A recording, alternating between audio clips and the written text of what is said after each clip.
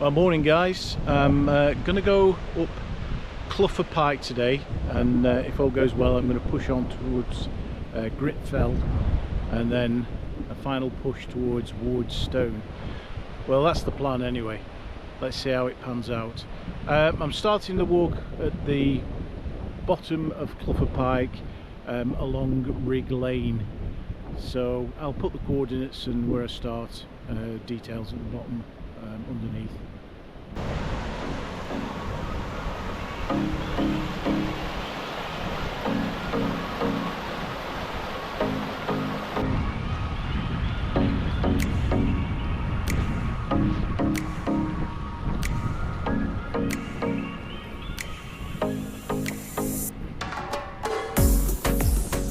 Well, one thing I've noticed straight away, guys, it's quite muddy underfoot, so you need a pair of decent walking boots on. Certainly do. I've been warned already that this walk is quite muddy. We've had quite a lot of rain and snow lately, so I'm guessing it's going to be that way. I'll let you know what I find.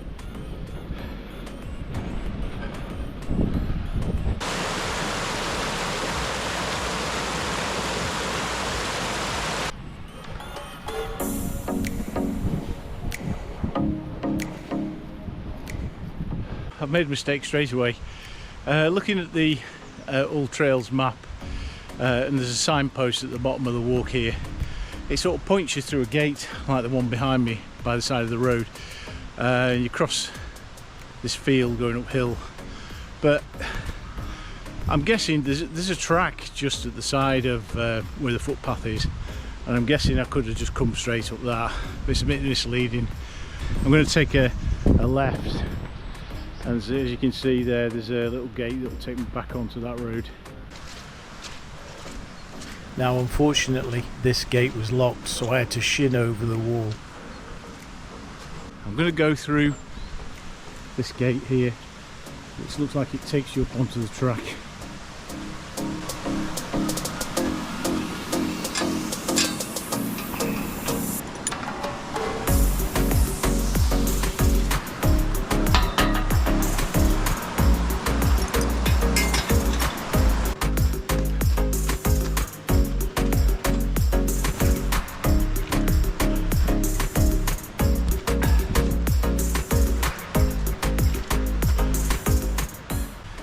Discovered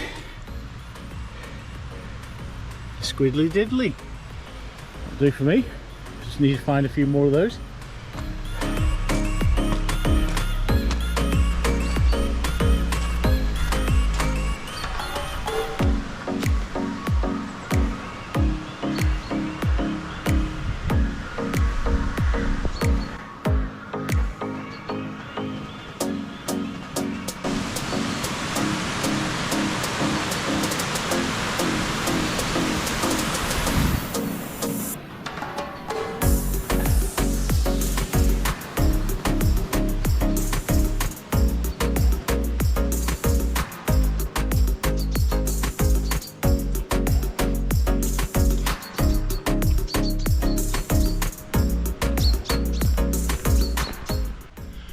Well, I've snaked my way up a road, and it's brought me up through this farmyard, which seems to be some kind of kennels.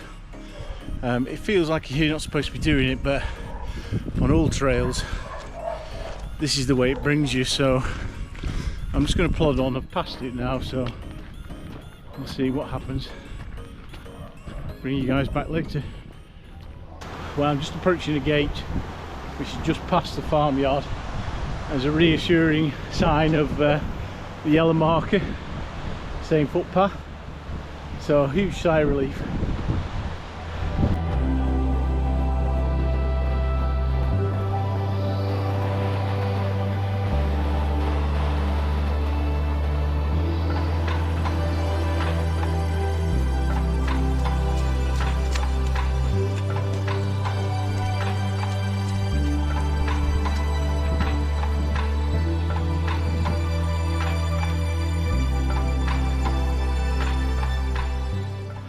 Tree's a bit like me, old and petrified.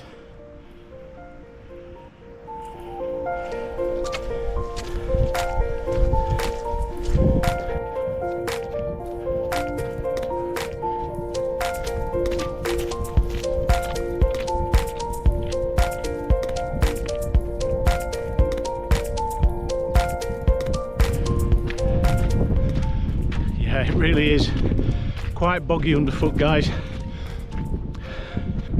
My boots are just starting to feel slightly damp now.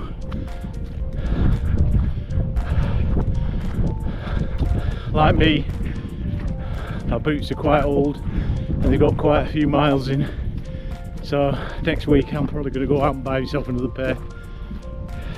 Oh wow, just got our first glimpse of, I think that's Clougha Pike.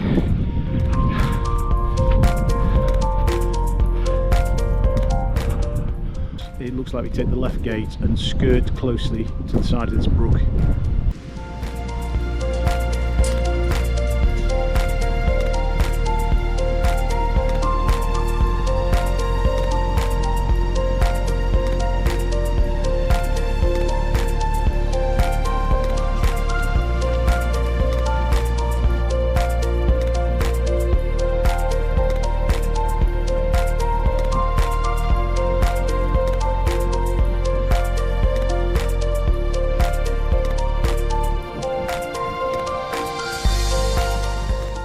Quite a few of these gates on this walk so far.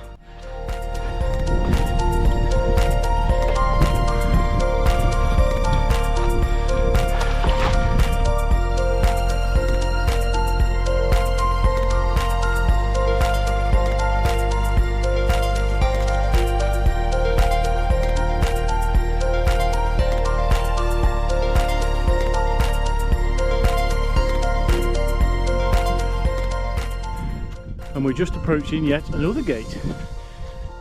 Now most of these gates I've seen so far are in a pretty poor state of disrepair, and most of them seem to have a puddle of water around the foot of them, so it's really hard to avoid standing in the water.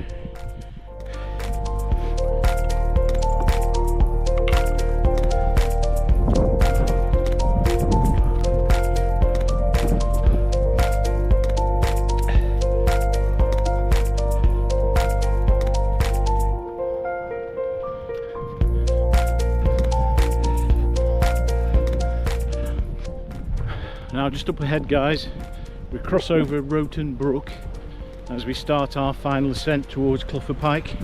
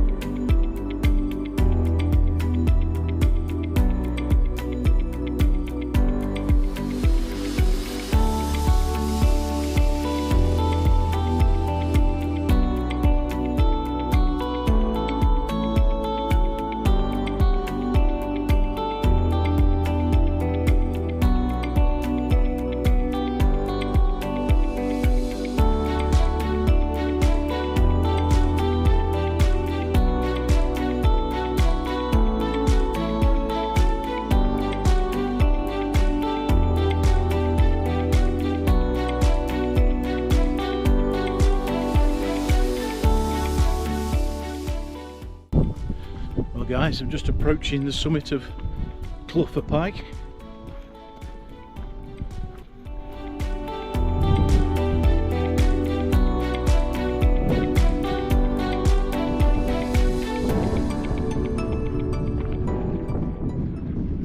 Clougha Pike stands 413 metres or 1,355 feet above sea level, and adorning the top are several circular stone-built wind shelters.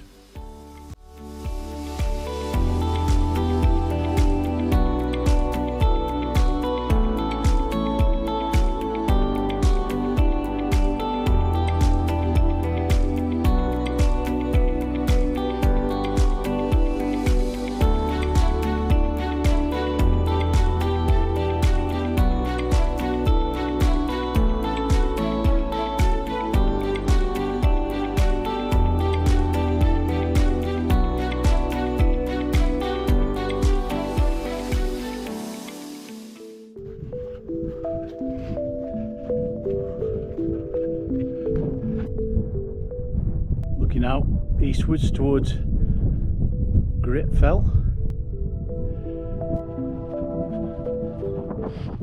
Everywhere you look across this landscape, you can see interesting rock formations and escarpments made up of millstone grit, which is a type of sedimentary rock formed around 326 million years ago.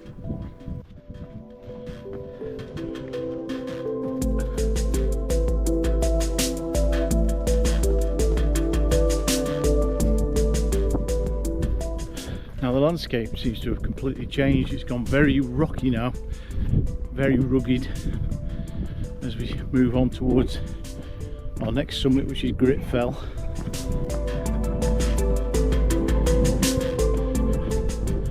Some quite interesting rocky outcrops, make for some good photographs.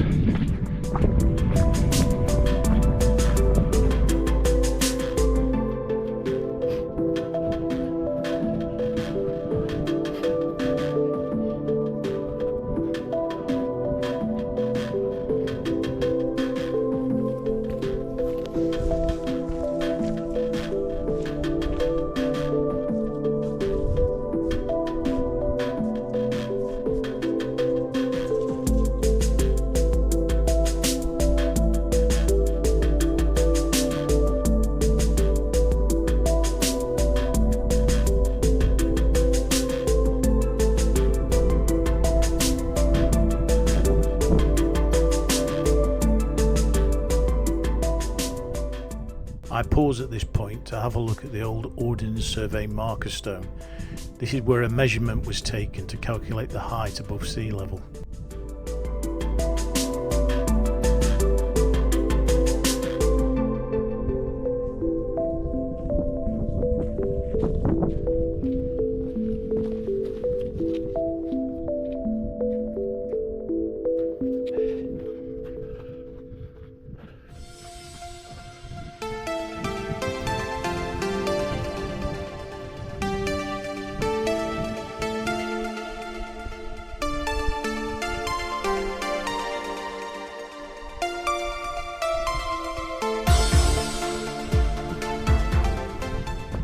Just approaching the summit of Fell, which is 467 metres or 1,532 feet above sea level.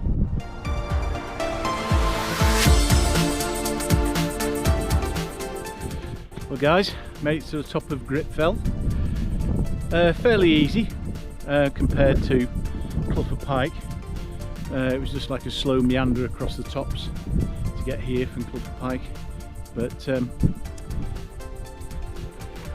good view of the next destination up there, which is Ward Stone. It's probably going to take me about 30 minutes or so to get up there. Now I'm going to leave Fell behind me and wander down the track to the east.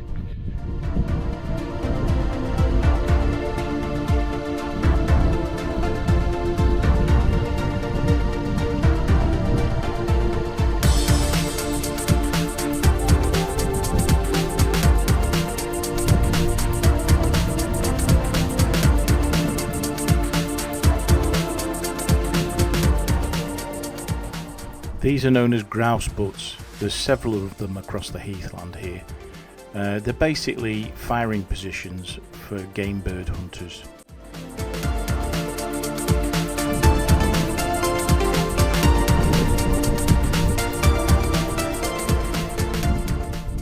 Just come across this area here. It's sort of marked with this lighter coloured grass. Don't walk through there, whatever you do, it's just pure bog. The path is not much better, to be honest with you. It's sodden peatland and it does go quite deep in parts. I just had it over my boots, but it is what it is. Take the rough with the smooth. I suppose it's all part of what makes a walk interesting.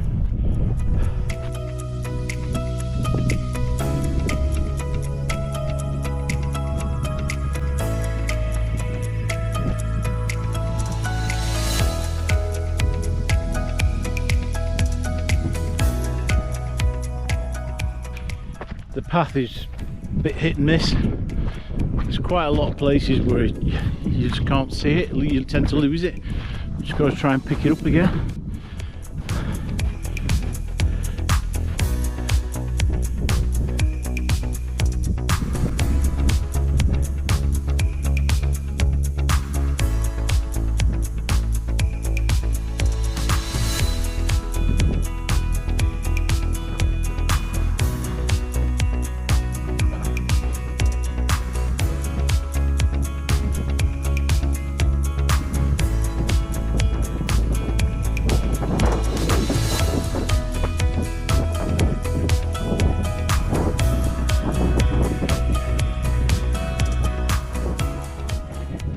Wow, look at that. Fantastic views all the way out towards the Fell coast. You've got Blackpool Tower on the horizon there, sweeping round. You've got, I think it's Cochrane Sands or Cochrane. You just about see Heysham Power Station. Sweep round, you've got Lancaster, Morecambe Bay, Grangeover Sands.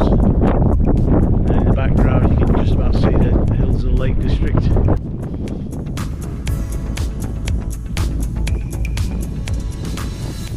I'm just approaching the summit of Wardstone, which is the highest hill in the Forest of Bowland, and it stands 560 metres or 1,837 feet above sea level.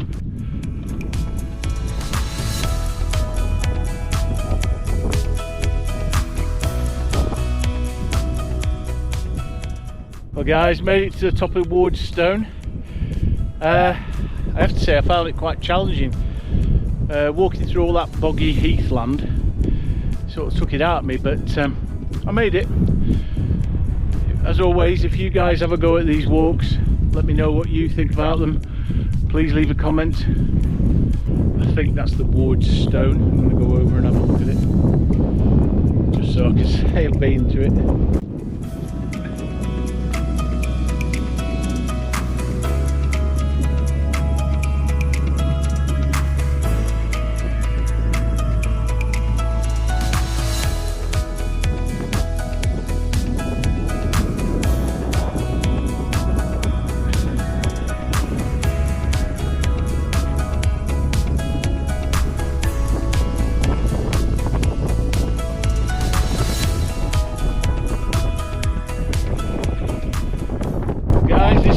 Like from the top of Wardstone, looking down towards the trig point.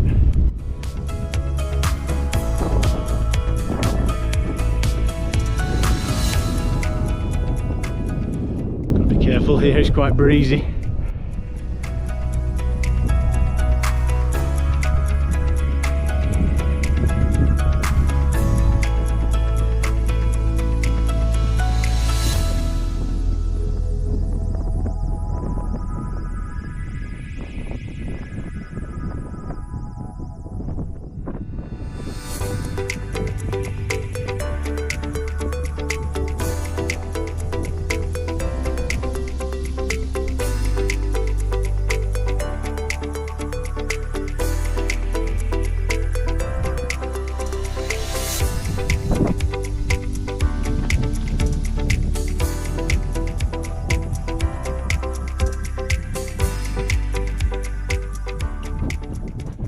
As you can see, I've left Wardstone way behind there now. I've come back down the same route as I went up. I've wound my way down to this roadway that I crossed earlier. So at this point, I'm going to turn to the right and head on down the grid path.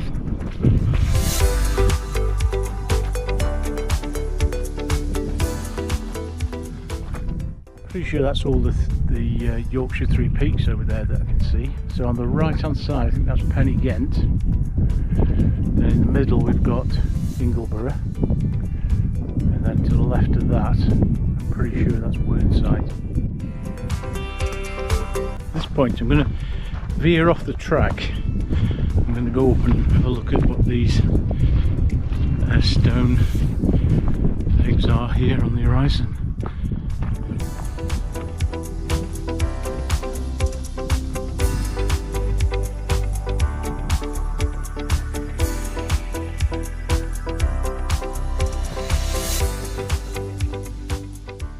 These stone structures are known as the Clougha Pike Chambers and were constructed between 1999 and 2001 by famous landscape artist Andy Goldsworthy after he was commissioned to build them by the Duke of Westminster, who owns this land. The chambers can provide walkers with shelter from the elements if needed.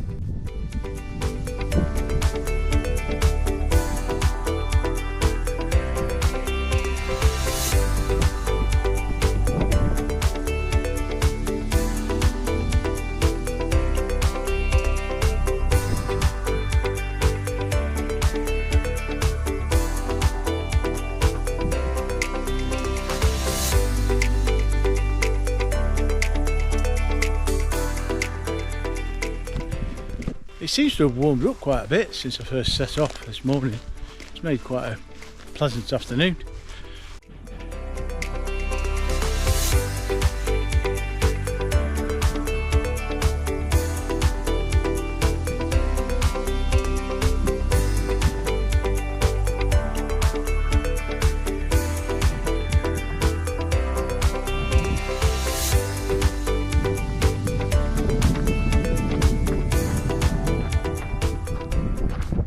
We're starting to approach the 3 stone pillars. I'm going to veer off the grit path at this point. Just go and get some photographs and some footage of them.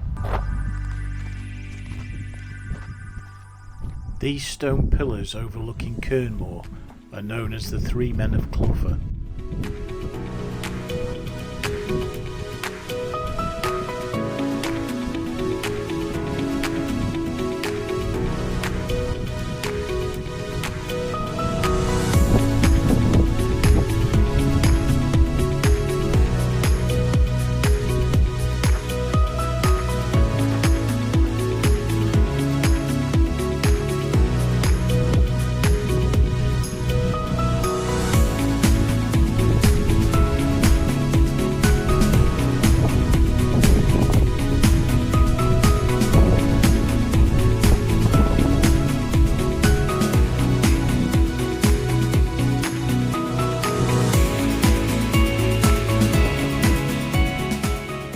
Just to the side of the path we have one of the stone pillars marking the route of the Thirlmere Aqueduct, which was built between 1890 and 1925 to supply the people of Manchester with their drinking water.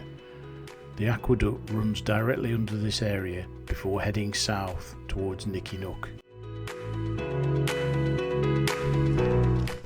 At this point we drop down, go through this small gate and go past Rig Lane car park down onto Rig Lane where we turn left.